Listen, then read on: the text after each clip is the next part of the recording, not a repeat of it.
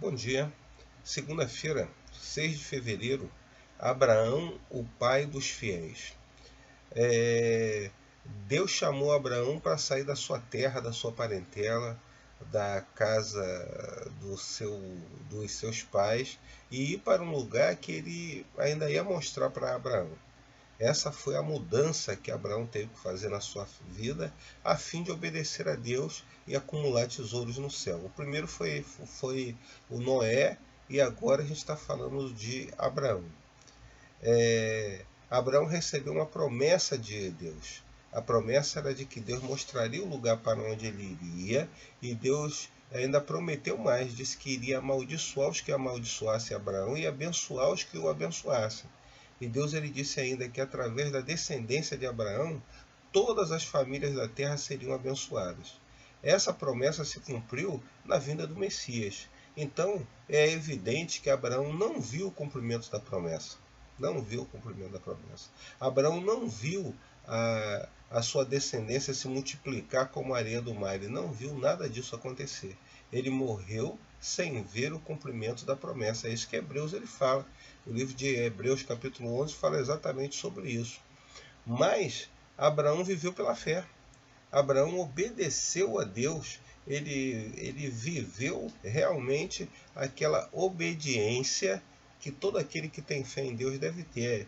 No livro Patriarcas e Profetas, página 96, diz o seguinte: aquela obediência inquestionável de Abraão é uma das provas notáveis da fé a ser encontradas em toda a Bíblia. Então, a fé de Abraão foi um modelo de fé que é o modelo de fé que todo aquele que crê em Deus e que decide seguir ao Senhor Jesus, ele deve ter.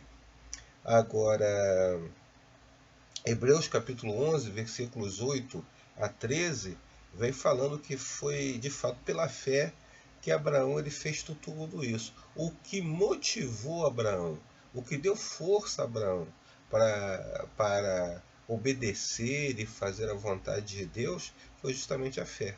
Né? Ele tinha fé em Deus. Abraão cria em Deus. Ele creu em Deus. E isso lhe foi imputado por justiça. Abraão era conhecido como príncipe por aqueles que viviam ao seu redor. Ele era um homem generoso, corajoso, hospitaleiro, um servo do Altíssimo.